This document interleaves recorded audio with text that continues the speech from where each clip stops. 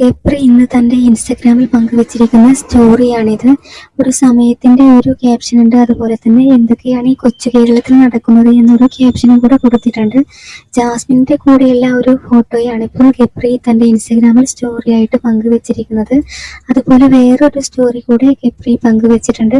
ഒരു കുളത്തിനരികെ നിന്നിട്ടുള്ള ഒരു പിക്ചർ, അതിൽ കുറച്ച് ആമ്പല് കാണാം, അതുപോലെ കുറച്ച് ഫിഷുകളൊക്കെ എണീറ്റ് നിൽക്കുന്നത് കാണാം.